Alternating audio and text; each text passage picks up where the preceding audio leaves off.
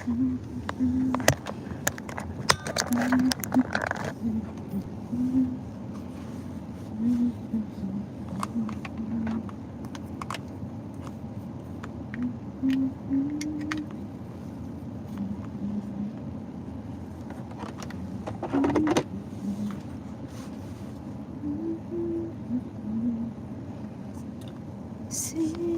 ka?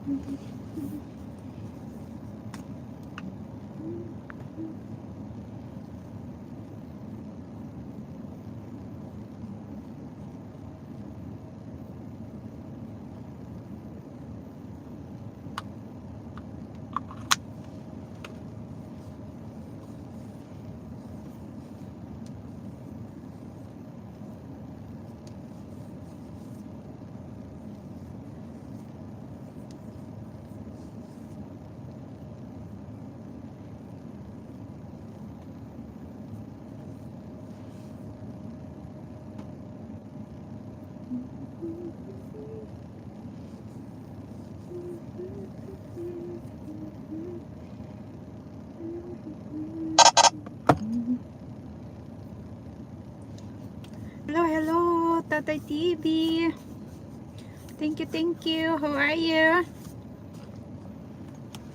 Sorry, cell mo na gamit ko. Ano, kumusta?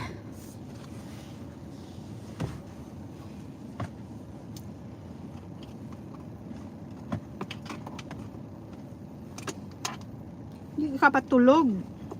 Nasa Pilipinas ka ba?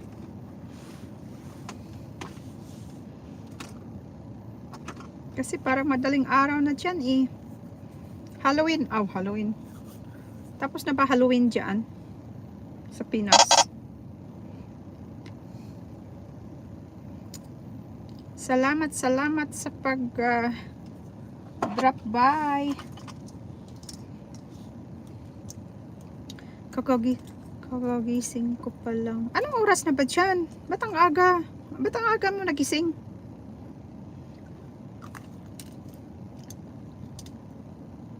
Ito, may Vicks ako galing pa Pinas.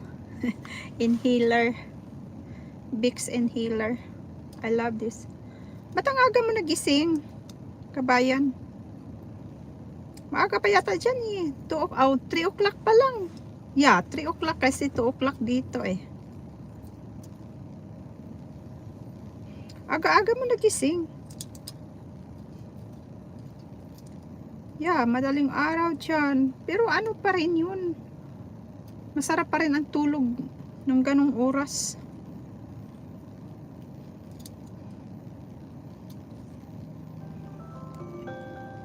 Except lang kung ano, may mga need gawin ba. Maaga kang natulog.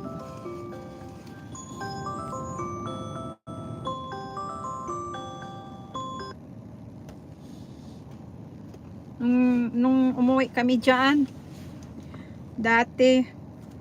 Oh, kahit siguro nanibago, morning na 3 to 4 gising pa, dilat pa yung mga mata namin. Tapos sa araw hindi ka rin makakatulog kasi ang ingay-ingay sa kalsada, malapit lang bahay namin ng kalsada. So hindi ka rin makakatulog. So gusto lang ng asawa ko nun, gala lang kami ng gala. Nakakapagod naman din, gala ng gala. Kaya ganun talaga siguro ang ano.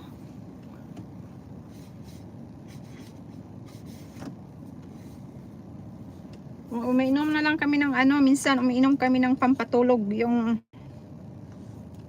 prescribe niya. Tapos yung anak ko din, minsan pinainom ko ng Benadryl para makatulog kasi pag hindi talaga yan natutulog. Tapos sa araw hindi yan natutulog din kasi nakikipaglaro ng mga bata, ang daming mga bata, nag-i-enjoy siya doon. Morning pa lang yung mga bata, morning pa lang pag lalo na pag walang pasok. Morning pa lang nandiyan na yung mga bata sa ano namin beranda, nag-aantay sa kanya hanggat magising siya. Pagising ng anak ko, nandiyan ang daming bata nakaabang sa kanya. Kahit naman hindi sila makaintindi ng English, yung action lang ang inaano nila. Tapos yung anak ko naman, yung action lang din nila ang inaanuhan niya. Kaya nagkakaintindihan ng mga ano, kahit hindi magkakaintindihan sa salita, nagkakaintindihan sa ano, sa action lang. Yan, daming mga bata doon nag-aabang lagi sa kanya.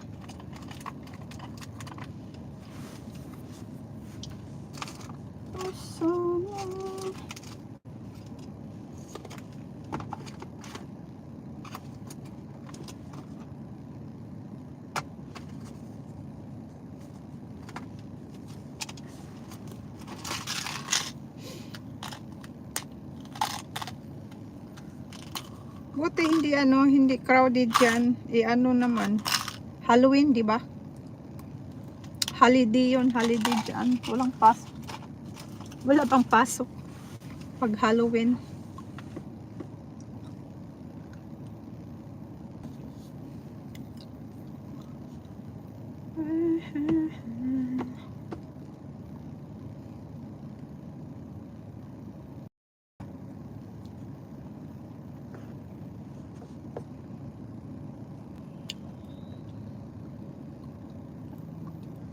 Dito ako nag-aantay sa ano, ang haba-haba na ng pila, nag-aantay sa anak lalabas sa school.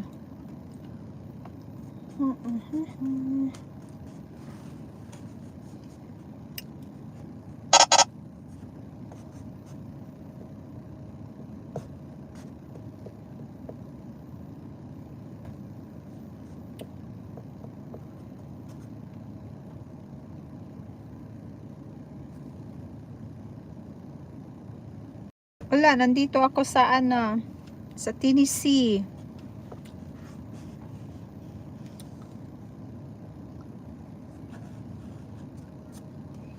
Nung umuwi kami dyan nung May. Umuwi kami dyan nung May at June. Enjoy na enjoy yung anak ko. Sabi pa niya, pag uwi natin ng ano mami, pag uwi natin sa US, balik agad tayo, only 1 week. balik daw kaagad siya. Ang mahal-mahal kaya ang pamasahe, Diyos ko.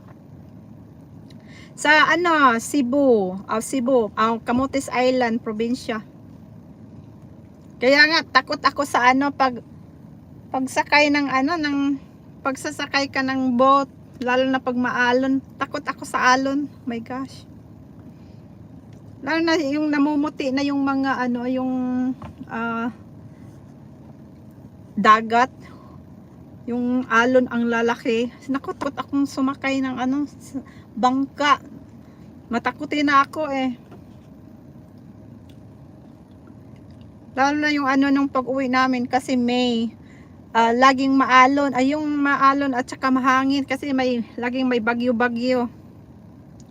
Ang lakas kaya ng alon. Nung pag-uwi namin, pauwi ng probinsya, malaki nga yung bangka na sinakyan namin pero naaano pa rin, gumaganon-ganon. Tapos sa sabi ng asawa ko, hindi naman siguro to maano daw, malulunod kasi maano daw, malaki daw, malapad. Magaling naman din ang nag-aano. Probinsya namin, ano nga yung tawag nun? Cebu, Camotes Island.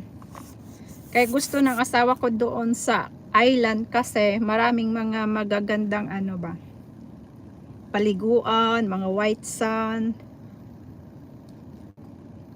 Kaya araw-araw gusto lagi sa dagat kasi gusto nila yung dagat sa Pilipinas kasi malinis daw. Clear na clear kasi yung ano, yung tubig sa mga beaches natin diyan. Hindi kagaya dito na mukhang malabo yung ano, yung dagat ay yung tubig.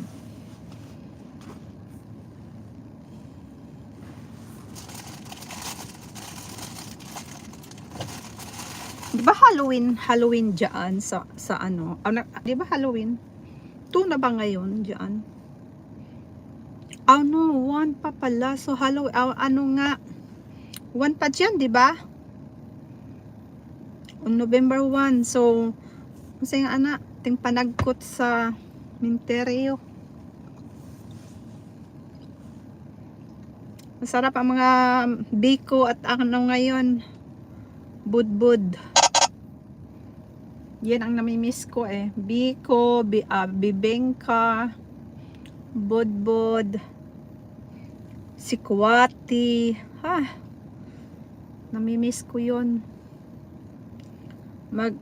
Trick and treats or treats nga kami mamaya. Dalhin namin yung anak namin para makaano. 1 nga ano. Ay, bukas pa pala ang tawag noon, punta ng Minteryo, no? Magsisindi ng kandila. Hindi pala today. Kasi 1 pa eh. Kasi mostly sa 2 ang visiting sa cemetery. Romblon. Saan ba yung Romblon? Unahan sa yun ba yung unahan ng Masbate? Yun ba yun? If I'm not mistaken. Masbate. Kasi Romblon. Yun ba yun? Kasi may yung ano namin, yung kakilala ko dito, so Romblon siya. Romblon sila.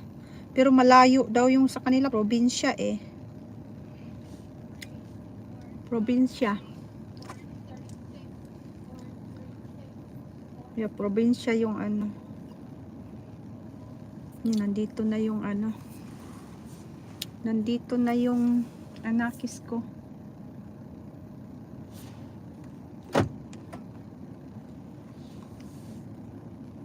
Parating na.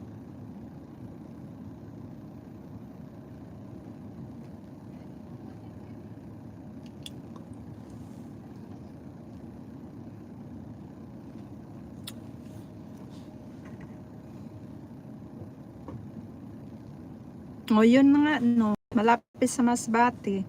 Kasi parang naalala ko yung nung papunta kami ng Maynila, nag-stop ba yung dati nung lagi ako sa Maynila doon. Nag-stop ba yung bangka sa tawag nun sa Masbate. May mga doon, yung Romblon, malapit lang daw sila sa Romblon daw.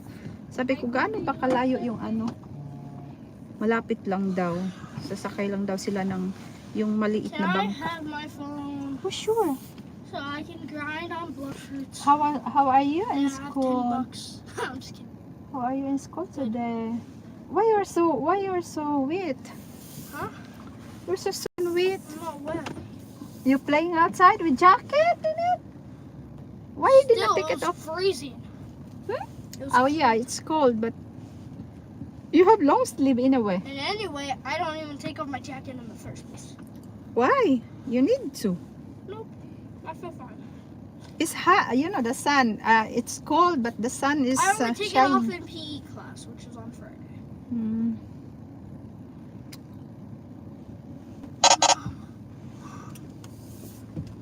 You already have, boy. Last night. It's just a joke. Yeah, it's joke. You always joke anyway. Joke for real. No, it's not. Yes. You have to get ready for the Halloween party today. You're gonna wear your costume? Yep. Is that hard for you to difficult for you to walk?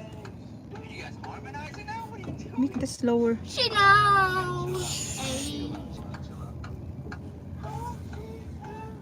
Mommy.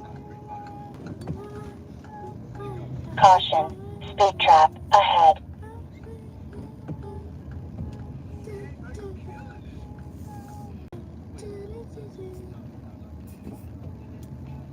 Oh, oh,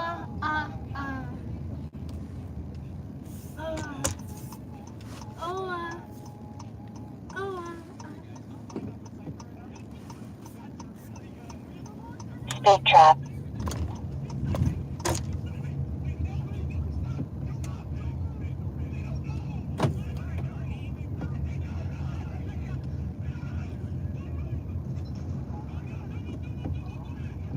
I still have kids there. I know, they have a lot.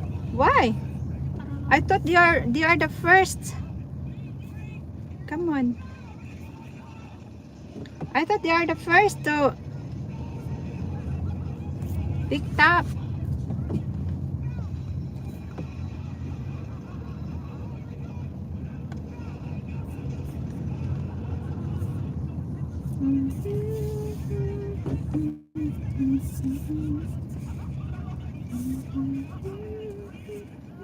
You're on the wrong side. She occupied all the road, left and right.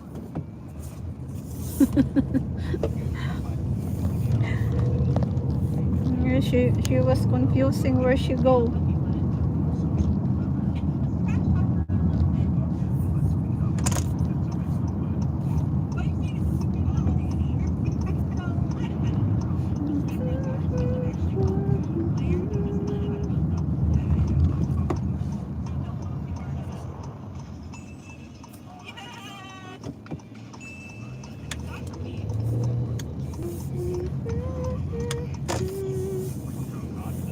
Why you are there and the stop sign? You park, sir. You must to move to the other side.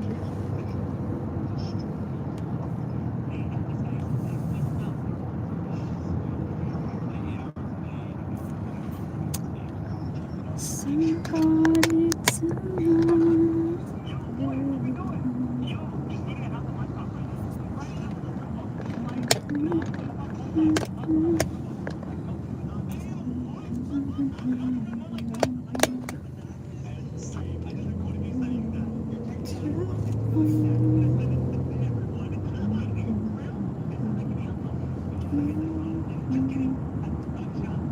I like that flower there. I wish I can buy that.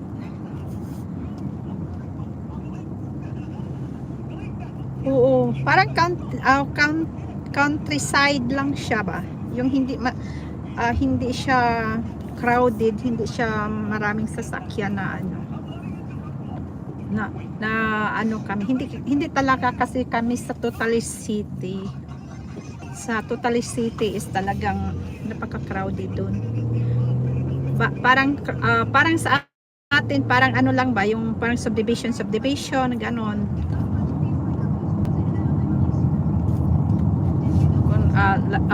Hindi gaya yung mga lungsod, parang na baryo lang. Kung sa atin pa, yung parang yun lang ang ano, kasi iba yung main city namin dito, super crowded as in. Tapos malalaki pang mga ano pang tumatakbo, kaya minsan natatakot pa akong mag-drive sa city kasi ano, sa bagay hindi naman kasi to dito kagaya sa Pilipinas, na sa Pilipinas kasi halos binubundol ka na, binabangga ka na, walang pakialam kahit lumulusot sa harapan mo na kahit kaliit-liit na area. Dito kasi you have to follow the rules, kasi pag hindi ka mag-follow ng rules, magbabayad ka ng ticket, i-stop ka talaga sa police. So mas malakihan ka pa ng ano, kailangan ka talagang mag-follow ng rules. Yun ang kakaibahan diyan. Kasi nung pag-uwi namin, ikaw na ang tao na ang hihinto sa ano, sa kahit na yung guna, tumatakbo pa rin sila kahit yung stoplight. Kaya sabi ng asawa ko, iba talaga dito ang rules, ano. Mahirap daw ang rules sa Pilipinas kasi yung mga tao daw hindi nag-oobi ng ano, ng mga rules. Mga motor naman halos binabangga ka na. Parang ano lang dito, countryside, yung mga ano siya, tahimik na lugar. Malapit lang kasi yung ano ng anak ko, school. Kaya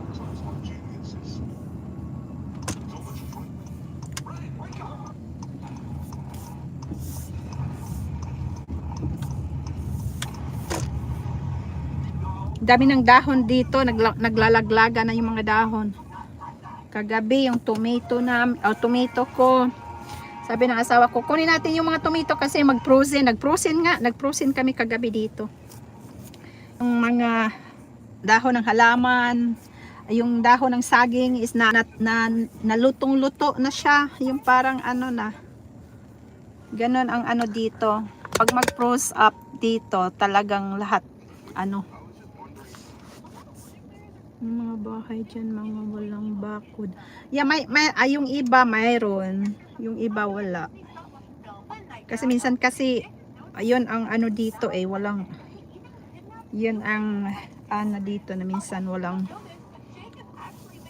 ano. Mayroon, pwede ka naman magpabakod. Pero hindi sa harap, kasi bawal sa harap Kasi nasa ano ka kasi, yung hindi siya ano ba, pwede ka lang magpabakod sa ano, sa likuran ng bahay. Kasi gaya ng pag may swimming pool ka, at least natatakpan yung mga naliligo doon, nag-swimming pool.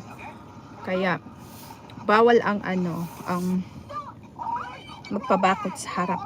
Okay lang pag ano, yung parang na medyo hindi pa kasi kami kalayuan ng ano, ng city, kaya medyo ano pa siya, bawal pa yung ano. Okay mami, JJ, come on naman, come on.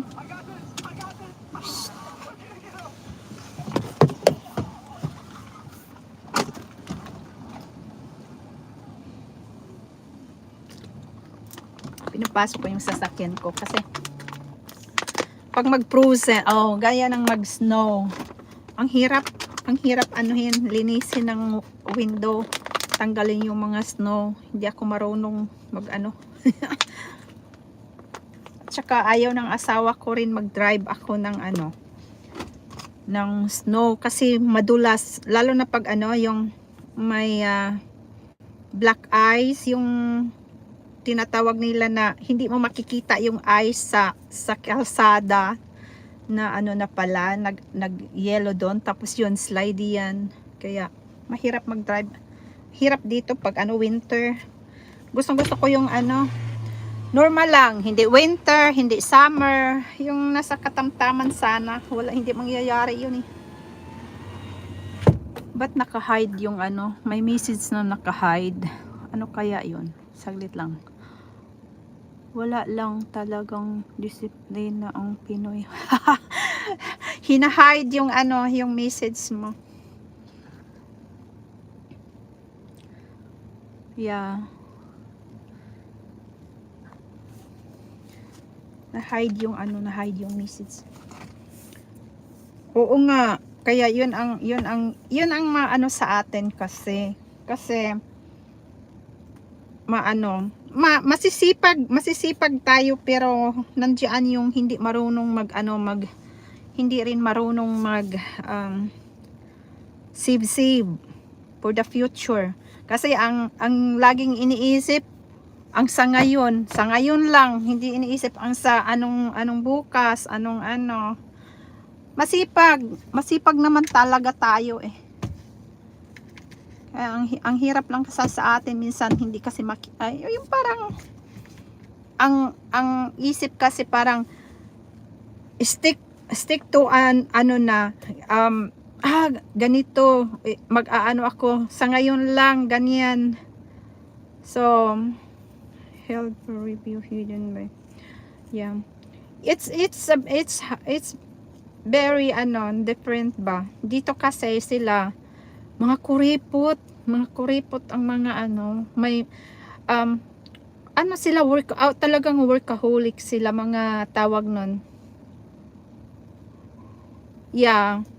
Yung ganon sa ngayon lang nagtrabaho ka, kikita ako, tapos hala waldas dito, bili doon, gamit doon, tapos hindi na iniisip anong para bukas, anong para sa mga anak, or may mababaon ba mga anak, sugal dito, sugal yun ang mahirap sa dito kasi sila sila ng trabaho, talagang sila yung kahit yung asawa ko matanda na siya, nagtatrabaho pa rin, na yan anong tawag nun, retired na yan, pero hindi pa talaga siya fully retired kasi ayaw niyang mag-standby lang na walang ginagawa. So nag-aano pa rin siya, hindi na talaga siya as in nag-work ng work. Paano na lang yung sa kanya kasi nag-retired na siya. Is bawal pag retired ka na kasi dito, bawal kang kumita ng medyo malaki-laki kasi maka yata bawal. Kaya dapat katamtaman lang yung kinikita mo. Ganon dito. Ang para sa akin din, sapat naman sa akin na makakain ka lang ng 3 beses isang araw. Kasi dito kasi ang daming bayaran. Maganda sa Pilipinas kasi magtatanim ka ng mga kakanin, mabuhay kayo. Dito, pag wala ka talagang pera, lagot ka kasi wala sino man ang magbibigay sa'yo ng kahit sentimo dito, wala. Sarili mong sikap, tapos ang dami pang bayaran, ang daming bayarin. Yung mga bahay, magbabayad ka pa ng tax, property tax, insurance ng mga sasakyan. Kung ilan ang sasakyan nyo, isa-isa yan, may insurance kasi pag once makabangga ka, at least hindi masyado health insurance, yung mga insurance natin, ang dami dito bayaran, ang mamahal pa. Kaya kung may kikitain ka, tamang-tama lang din sa mga tawag nun, pero at least medyo sa bagay kasi kinikita mo dito is dollar din naman ang binabayad mo. Hindi kagaya sa Pilipinas na pag once na mag-OFW ka, kinikita mo is dollar, pagdating sa malaki na sa Pilipinas, di ba? Kaya lang dapat sana matuto tayong mag-ipon ba? Kasi yun ang yun ang lagi kong inaano ko sa pamilya ko. Kayo pag may pera kayo, may magtabi kayo. Kailangan yung nandiyan yung yung idea niyo na paano niyo i-budget yung kinikita. Kunwari, kumikita ka ng 10K a month. So, hatiin mo yan, yung 10K na yan, ilagay mo sa savings or something, yung ano, tapos yung kalahati, yun ang pang ano-ano, pang araw-araw na, for some, for the future. Kasi hindi natin alam. Tingnan mo pag may kailangan ng walang sino man ang tumutulong sa'yo. So, yun ang mahirap. Yun ang mahirap talaga. Kasi, pero anyway, hindi naman natin kasi maaano kasi minsan katamtaman lang din ang kinikita. Pero kahit pa naman siguro kasi nung ako, dati, nagtrabaho ako. Pumunta ako all around tapos nakapunta ako ng Manila. Maliit lang yung kinikita ko noon. Pero pinag-anuhan ko talaga, pinagkasya ko, nagtumutulong pa ako sa pamilya ko. Nagpapadala pa ako buwan-buwan.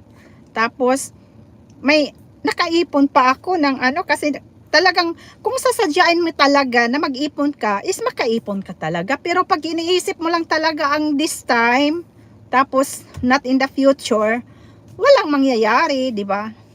So, yun ang yun ang kakaibahan. Kasi, minsan pag bili ka ng ganito kahit hindi mo kailangan, bili ka dyan, pasyal ka dun, anong makikita mo, bili ka kasi gusto mo, tapos hindi mo naman magagamit, is useless din. Nagsasayang ka lang ng pera. Isipin mo, ipunin ko na lang to kasi malay mo, pagdating ng panahon, magagamit ko to, ganon. So, ganon ang dapat.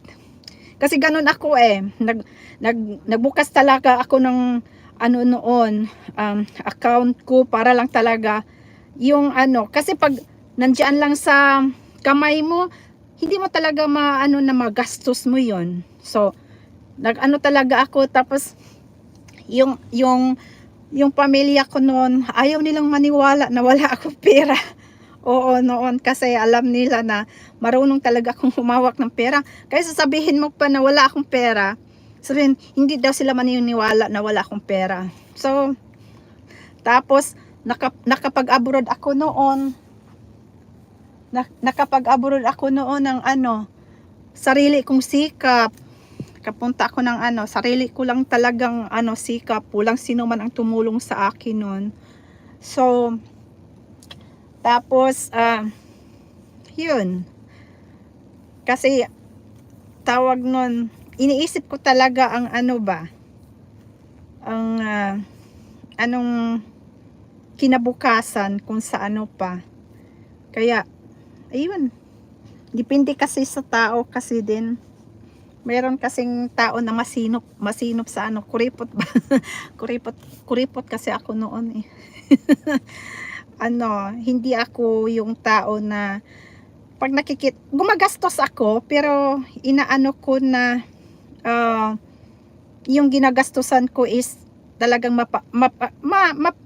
magagamit mo, mapagkinabangan mo.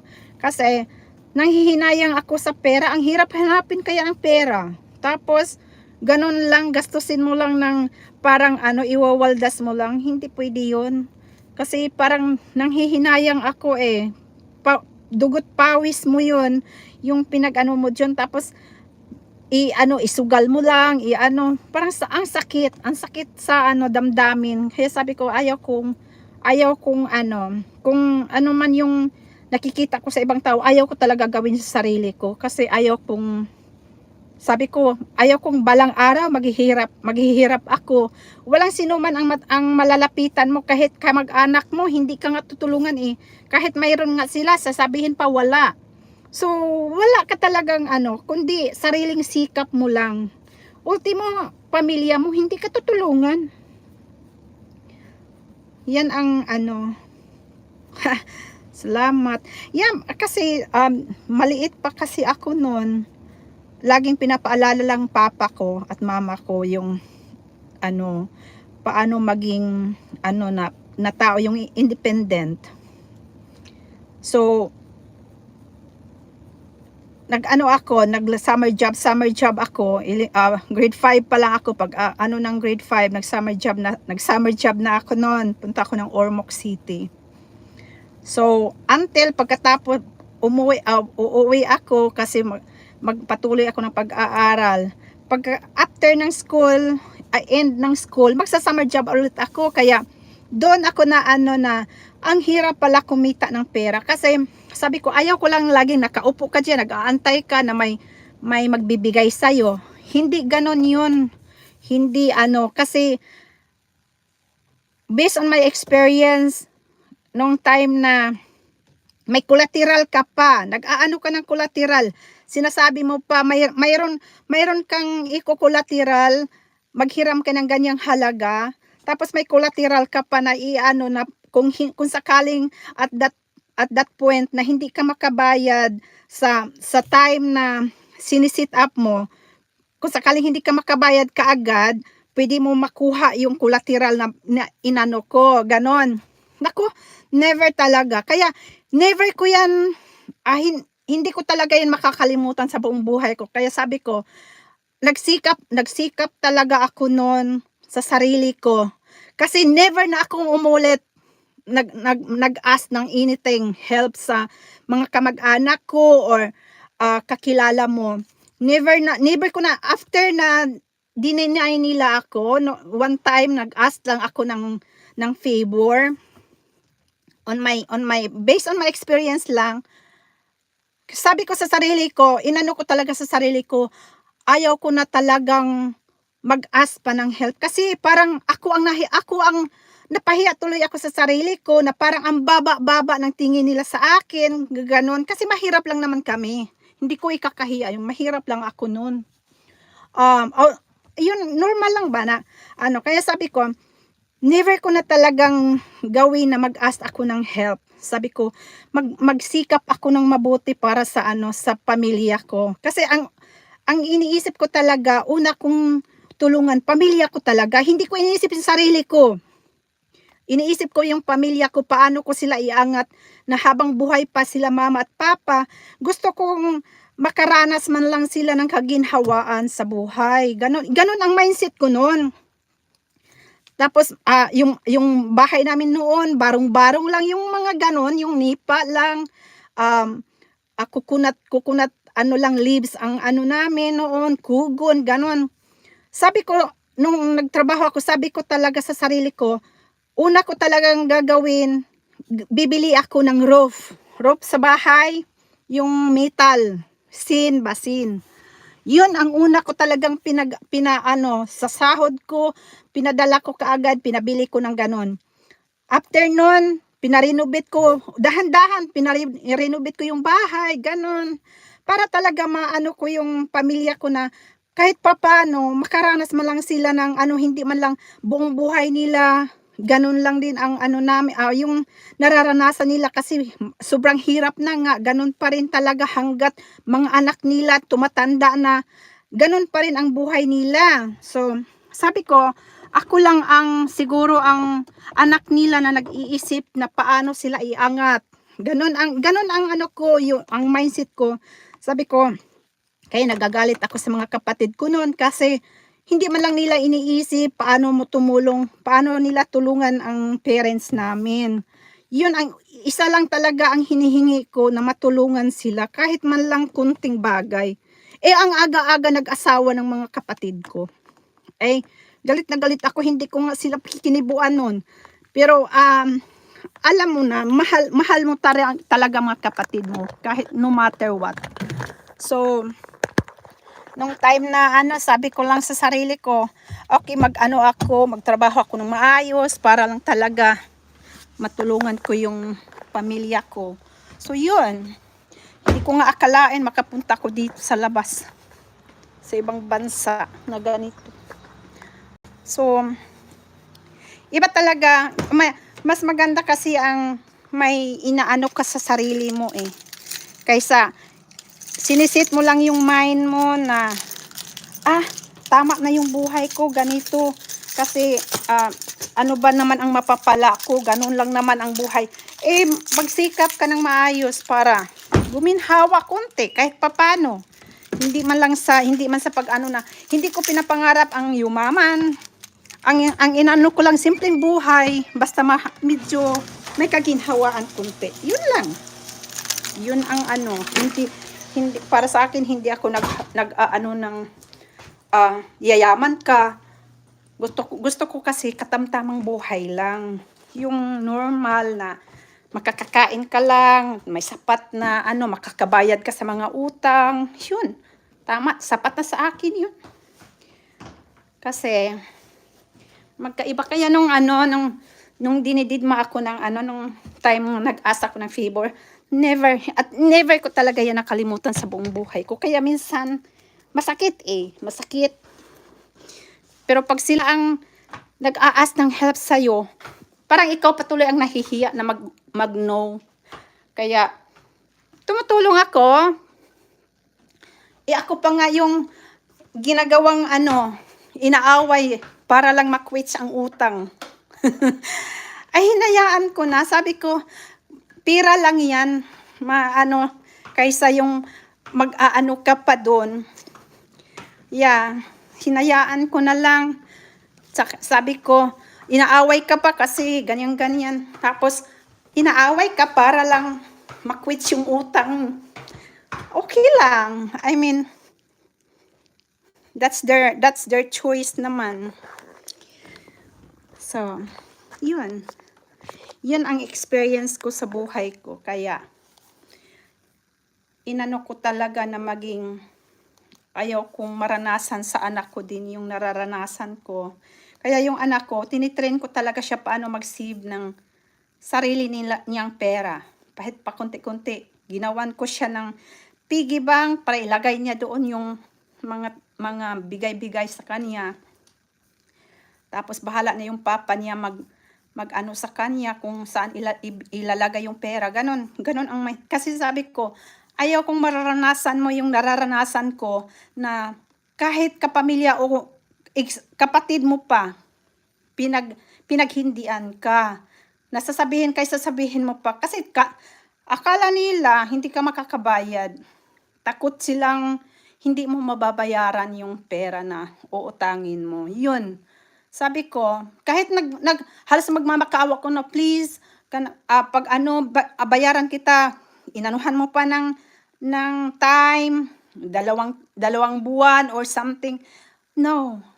Kaya, mula noon, never na talaga akong nag-ask ng kahit na sino. Kasi parang minamaliit kasi nila yung ano ko noon. Kaya sabi ko, okay lang. Kasi that's their choice naman. Yeah. Sa lahat ng may para-paraan lang. Kaya, go kung anong nasa mo, dibdib mo kasi yon ang pinaka-importante. Tsaka, wag mong isipin na may aasahan ka. Kailangan mo talagang tumayo sa sarili mong sa sarili mong paa.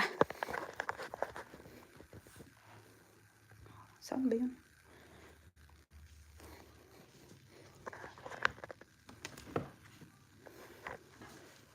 Kasi may pag kasi ang iba kasi may kaya yung mga kapatid ko sinasabihan ko yan.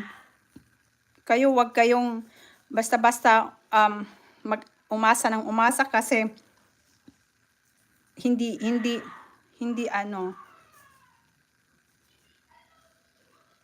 nangyari sa anak ko?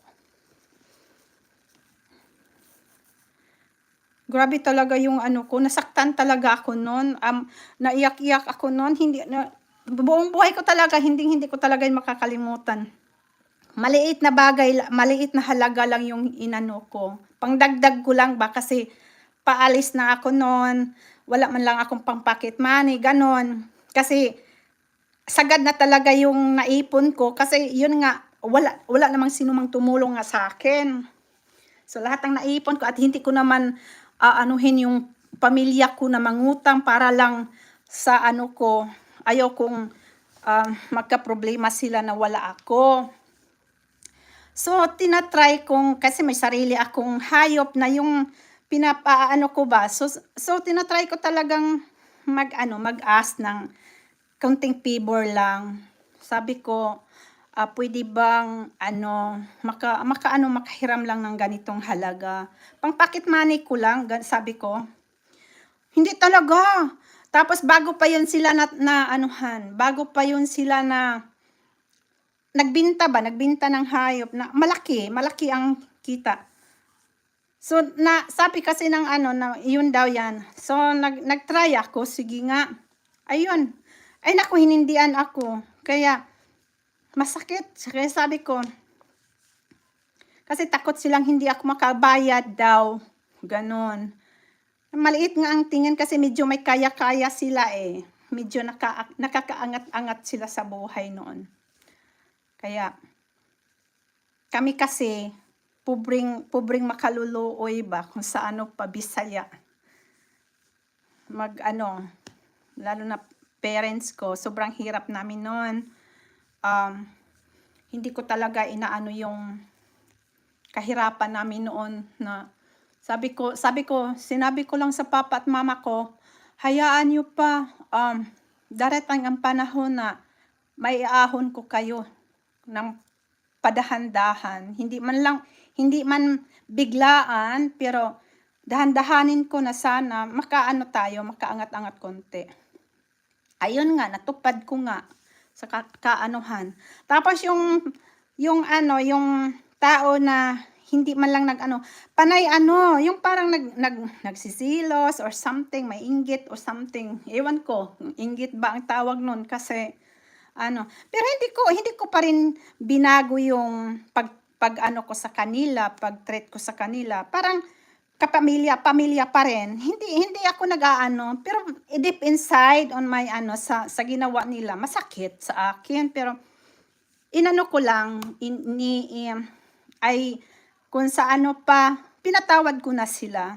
Pero hindi talaga maaalis sa ko yung at that time, kailangan ko talaga yun. Kailangan na talaga, yung help man lang sana na yun. Yung favor na yun. Kasi paalis ako nun. Pang-pocket money ko lang, ganun. Maliit lang naman sana na halaga, pero hindi pa ako napagbigyan. Kaya masakit na, tas wala akong ibang malalapitan kasi kahit mga kapatid ko walang-wala.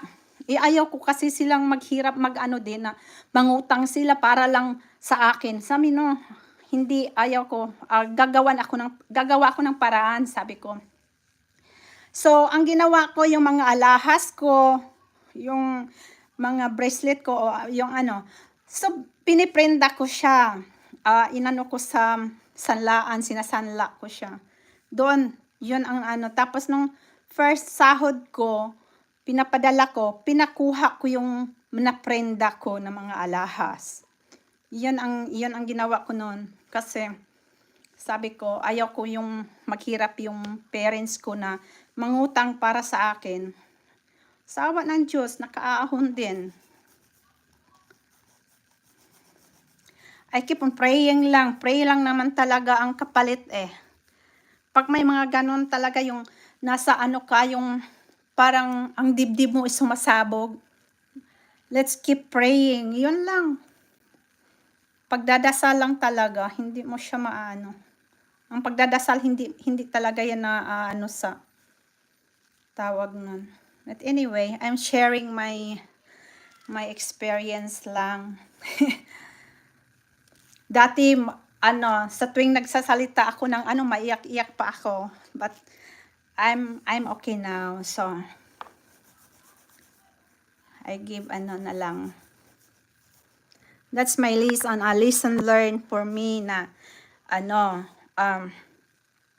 dapat ka talaga mag-ipon sa sarili mo kasi walang sino man ang malalapitan o walang sino man ang magbibigay o tumutulong sa iyo kundi sarili mo lang talaga. Yun ang pinaghahawakan ko talaga yan na salita o words na hindi ko talaga yan maalis sa sarili ko, na kailangan ka talagang kung nagsusumikap ka para sa sarili mo, nagsusumikap ka para sa pamilya mo, isipin mo not only for this time, isipin mo for the future.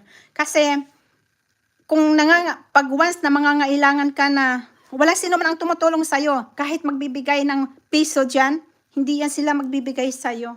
Kaya kahit luluhod ka pa o gumugulong-gulong ka dyan sa daan, walang sino man ang titingin sa'yo kasi mahirap ka lang. Yun. Pero, on my case, pag mayroon nangangailangan sa akin na na ako patuloy ang naawa at ikaw pang nahihiya.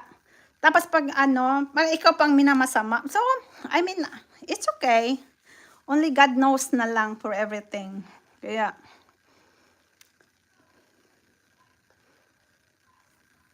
Kaya siguro nga. Kaya ang dami nga nagsasabi, sa lahat na ng mga pinaghirapan ko, mulat maliit pa ako, mulat kung sa mula nung namulat na ako, talagang mahirap na mahirap kami.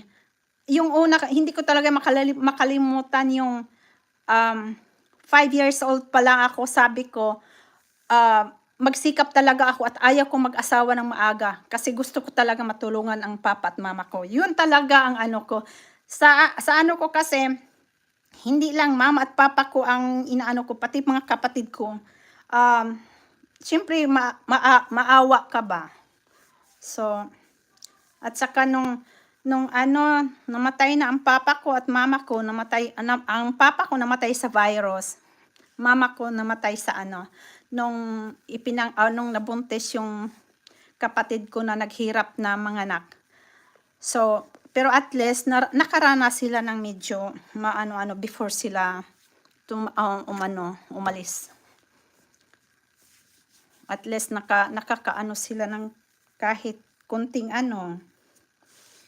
mahirap sa Kaya hindi ko nga, yun talaga ang na yun. Never, nakauki talaga yan sa dibdib at isipan ko yung nung time na yun na hirap akong maghanap ng pera. At wala akong ibang malalapitan kundi yun lang sana. Kasi alam ko, medyo may kaya sila. Tinatry ko talaga, sabi ko. Tapos, hindi lang ako naghihiram na hiram lang. May collateral pa ako may collateral pa ako noon. Hindi talaga ako pinagbigyan. Kaya sabi ko, it's okay. Hindi ako namimilit.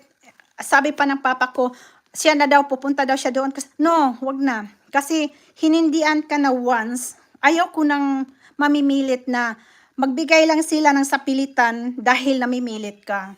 Sabi ko, hayaan nyo na, gagawa lang ako ng paraan. Kaya yun ang ginawa ko. Mga alahas ko, yun ang inano ko. Sinanla ko para lang may pang pocket money ako at may pang gastos-gastos ako sa mga Kaya mahirap. Kaya nga, yun ang sabi, lagi kong sinasabi sa mga pamangkin ko, sa mga kapatid ko, kayo talaga, kailangan talaga kayong mag-ipon. Hindi, yung kahit maliit lang yung sahod nyo, isipin nyo, hati-hatiin nyo yan, i-divide nyo, ganito, ito, ganito, ang kalahati, ganon. Yung kasi dati ako, magkano lang yung sahod ko noon? 2,000. Nung pa lang yun. Nakaabot nga ako ng sahod noon 150. Yun ang first na sahod ko talaga nung grade 2 pa ako. Grade 2, pagkatapos ng closing ng grade 5. So, nag-summer job ako. 150 pesos. Alam mo, inano ko pa yan. Dinivide ko pa yan. Kasi every May, fiesta sa amin. Fiesta sa amin yan, bawat So, ang ginawa ko, yung kalahati, binili ko pa ng bigas. Nakakatawa nga. Tapos yung kalahati nung sahod ko, 75, binili ko ng mga gamit namin ng mga kapatid ko para sa school. Ganon yung mindset ko noon. Magtatrabaho ako para lang talaga makabili ako ng mga gamit namin sa school kasi ayaw kong sila pa si mama at papa ang laging naghihirap maghanap ng pera kasi yung papa ko is pangingisda ang lang. So pag walang isda, so wala talaga. Kaya tapos yung mama ko naman tumutulong-tulong lang. So walang So kaya sabi ko, mahirap lang talaga kami noon. Kaya napaisip, lagi ko yung inukit ko talaga yan sa isipan at ano ko na ayaw ko talagang maging ano ako, yung sobrang, yung nakikita ko yung kahirapan, gusto ko talagang masusuklian yung paghihirap na binigay nila sa amin magkapatid. So ako yung ano, tapos tuwang-tuwa yung mama ko noon sa tuwing umuwi ako pag summer job, galing summer job, may isang sakong bigas, may kalahating sakong bigas, tapos may mga gamit na kami sa school. Yung mga kapatid ko, grabe talaga, tuwang-tuwa yung mama ko noon. Nakakaano, ganon yung ano ko noon, yung sobrang maano ako, responsible ba? Gusto ko talaga na maano ko talaga yung ma-achieve ko yung iniisip ko na, oh, bibili ako ng mga gamit para sa mga kapatid ko. Tapos, kasi pag fiesta, sabi ko, yung karne, ay may ano na sila, may baboy na silang hinanda. Sabi ko, ako na ang bahala sa bigas. Ayun, yung kita ko sa bigas. Ganon ang ano, natutuwa naman yung mama ko noon. Kaya, hanggang ano, ang kahirapan talaga hindi ano hindi hadlang kung ikaw ay porsigido. Yun ang laging nasa isip ko. At saka yun nga, kahit gaano mo pa kahirap, kung may isip ka talaga paano mag-save, how to save. Sa earning kasi mahirap kumita ng pera. Lalo na ngayon sa Pilipinas, talagang mahal na lahat. Dati kasi medyo okay pa yung ano, kasi mura pa lang. This time kasi mahal na. So, ang sa akin din, sabi ko, mahal na mga bilihin diyan sa Pilipinas. Dapat din ang mga pataasan din ang sweldo, di ba?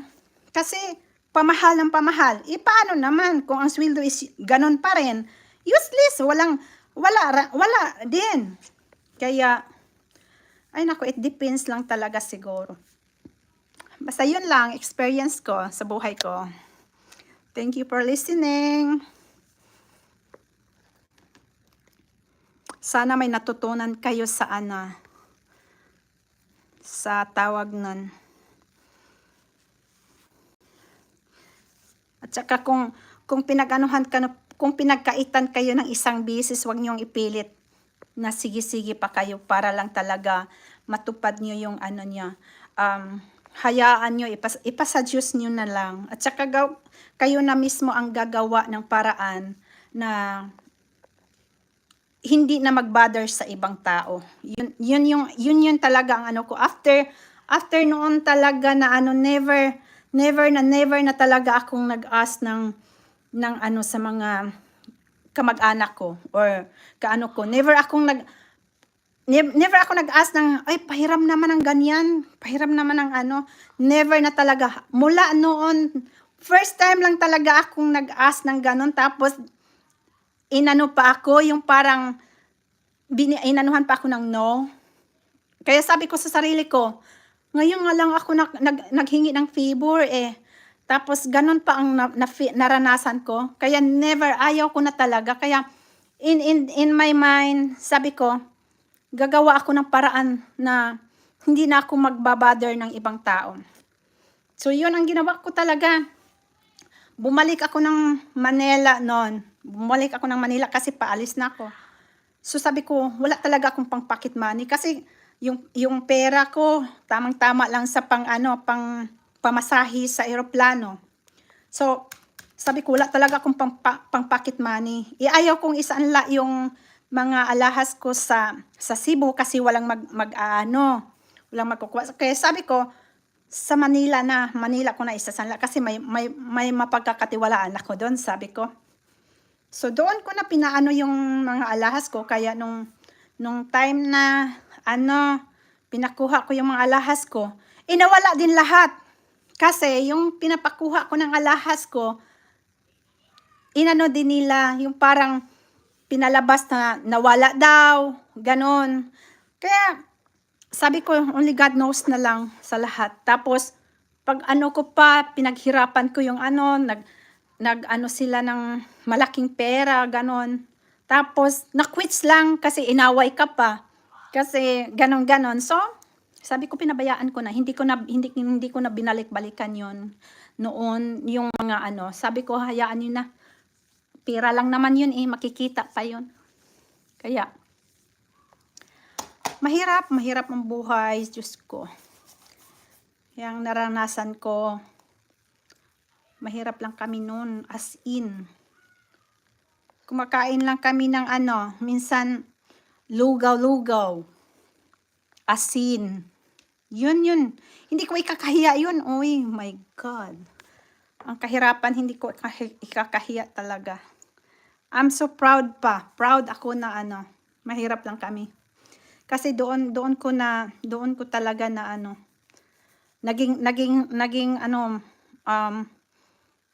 naging strong ako doon sa mga pangyayari na yun ba. I try my best na maano ko talaga na sabi ko hindi ko gusto mararanasan sa anak ko yung nararanasan ko. Kana I'm trying my best na kaya yun. Maiyak-iyak naman tayo nito. Anyway, thank you guys for listening. Thank you Tatay TV. Salamat sir sa sa pag-stay and watching and listening on my story. Sana may mga tao pang kuha din ng idea na hindi lang sa ngayon ang dapat mong intindihin. Dapat ang sa bukas din kasi mahirap lalo na ngayon pag makakasakit ka. Naku, ang hirap. Hindi ka pwede makapasok sa hospital kung wala kang pera. Kasi yung pamangkin ko nagkasakit. Naku, inaano-ano yun doon. Hindi maano. Kung wala, hindi pa ako ang tumulong, ewan ko lang. Kasi, ang hirap sa hospital dyan sa atin, sa Pilipinas. Naku, iba talaga dyan. Kasi pag wala kang pera, mamamatay ang pasyente dyan. Kawawa. But anyway, thank you guys. Bye-bye for now. Mag-ready pa kami kasi may trick or treats kaming papuntahan. So, salamat!